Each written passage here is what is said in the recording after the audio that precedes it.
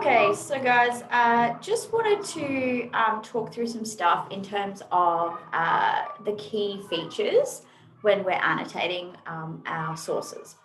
So we're going to talk through three key terms: reliability, validity, and credibility.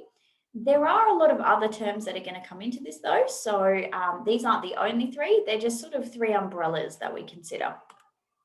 So what we've got in our criteria is three key areas to think about what we're doing with our data. So validity is really about how well are we actually measuring what we thought we should. Reliability is how well is it representing reality. And credibility is how well does the person's qualifications, experience, or immersion in a topic actually provide them with the credentials that makes a good person to talk about this.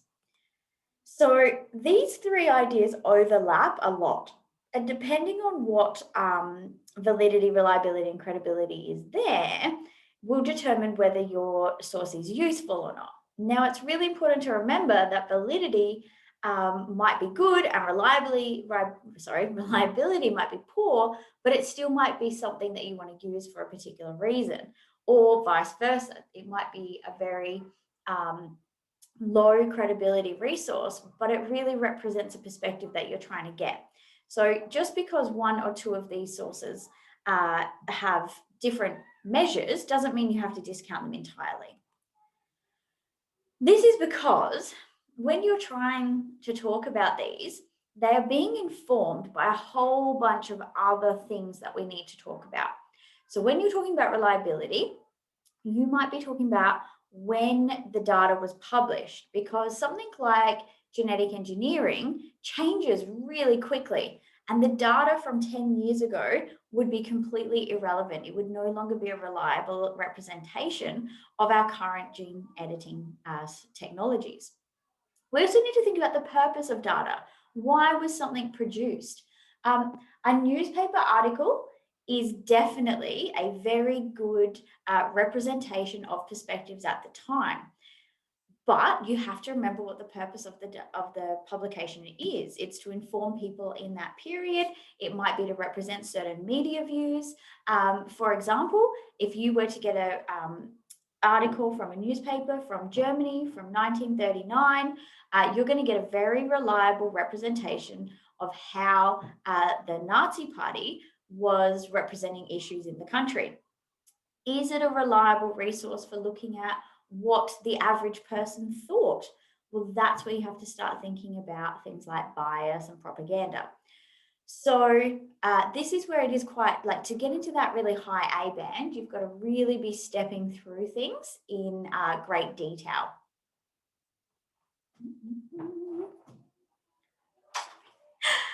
With credibility, we're looking at things to do with authorship. So we're looking at the idea that a person will bring qualifications, experience, and a set of judgments that makes them an appropriate person to commentate on that topic or question. So you might do a bit of background research and look into things like their work in the field, anything they've published themselves, any projects they've been a part of, any degrees they have. You're really trying to put your best Instagram stalk on to try and find out exactly what this information tells us about the person and what they might bring to the conversation. So a good example is lots of Instagram influencers have a lot to say about a lot of topics, but if they're not actually engaged in that field, if they're not living that experience, or they're not qualified in that experience, or they're not working in that field, their opinions, while very popular, might not be very credible. So just watch out for this. The other thing we need to consider is that bias in data, without a doubt, is always going to be present. Every single person has a bias. That is your viewpoint, your perspective, your part of the world that you bring to this understanding. So even if you're a professor and you've studied the effect of the stolen generation on Indigenous people for 40 years, you will still have a bias that has emerged. Either you're going to be feeling much more connected to the issue, or maybe you have some personal stories that have really impacted you, or maybe you've become really bitter and twisted and cynical. All of those things are going to impact how you present your information. So you have to watch out for that. Everybody has bias. You need to acknowledge that. You need to talk about whether that bias is good or bad and whether it's useful for your project. The other thing that we need to consider, particularly when you're doing primary research, is that you need to think about the relevance and the measurements that you're taking. So just asking people your focus questions is typically a very broad, poor interview practice. I've got a lot of other videos that talk through how to do a good interview and a good survey, so I'm not going to harp on it here, but it is going to impact how valid your responses are. So you guys know what it's like when you get given a survey sent out by everyone in the year level, and the questions, they don't really make sense to you. Maybe they're not relevant for your circumstance. So when you put your data into that survey, it doesn't give good results because it doesn't actually apply to you, or you the questions don't make enough sense. So you put in a fake answer or a silly answer, and then that skews the data even further, making it way less valid. So let's go through what these things mean, because I think that's really important to address. Reliability is the degree to which your research is producing stable and consistent results. So when you did some background reading to get prepared for your topic, you would have started to find out about what people think in this field. And then you would have had a chance to look at whether lots of people are reinforcing similar ideas. What you have to think about really carefully is your data representing the reality? So is it actually stepping through in a way that is giving reliable and consistent results? Okay. So for example, if you ask people, do you hate doing, I don't know, morning care group? Okay. And you're finding that 30% don't want to go to care group and 12% love it, and the rest are kind of ambivalent, they don't really mind. You then have to be careful about what sorts of conclusions you draw from that, because the problem is that the way you've worded that question is actually encouraging people to think a particular way about the results. So you would actually have to have several questions that allow us to understand how and why people feel about morning care group in a particular way. So the next bit is validity. So this is looking at how well is your research matching what you intended.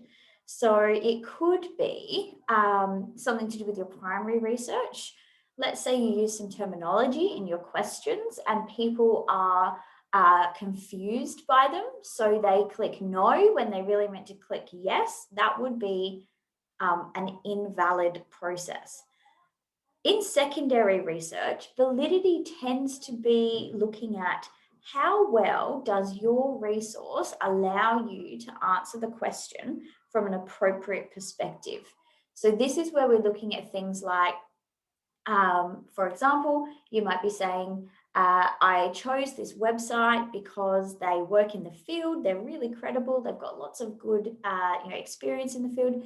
The things that they're talking about match up with the other professors, they're really reliable data, and therefore the findings that I'm taking from this data are very valid representations of what's actually happening. Validity is one that you might not always talk about. And one of the things that I'm not mentioning today is things about internal and external validity, which have different measures. We don't really need to worry about them for the minute. You could go do some extra research if you wanted to talk them through. If you're doing psych, you might know a little bit more about this as well. But it's enough just to know that validity is about measuring what you intended to measure. Okay. This is just sort of reiterating what we've talked about, but most importantly, at the bottom of the screen, we have the process of archival research. We've got a bit of a example here. So this person's talking quite broadly about 4 or 5 different sources that they put into their pages, and they're doing a single source analysis at the end.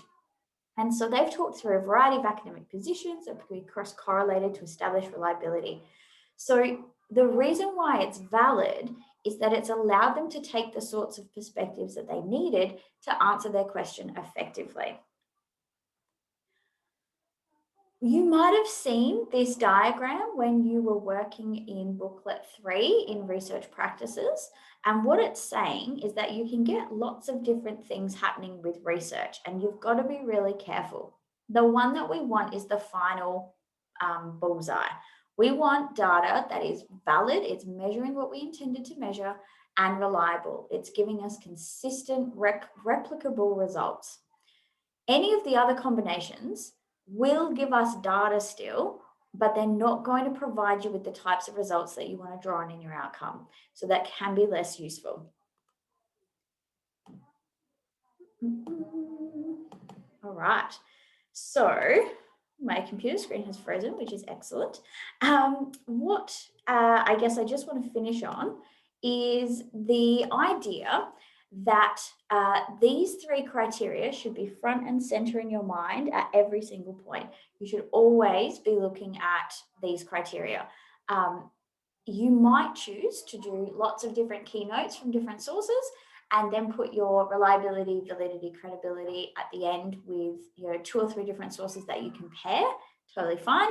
You could do it for each source individually. What's really important is that if you don't know whether it's reliable, you should Google, like, is the Advertiser a reliable newspaper? Is this website reliable? Is WebMD a reliable medical site? People are talking about this online. They will help you. You can read what other people's perceptions are and then form your own opinion. Mostly, please use the resources in booklet 3 to help you. Please use the resources on the portal to assist as well. They're all there to help. Come see us at Research Hub on Wednesday and Friday lunchtimes if you'd like a little bit of extra assistance. Otherwise, good luck. Hope that it's going well. And thanks for watching.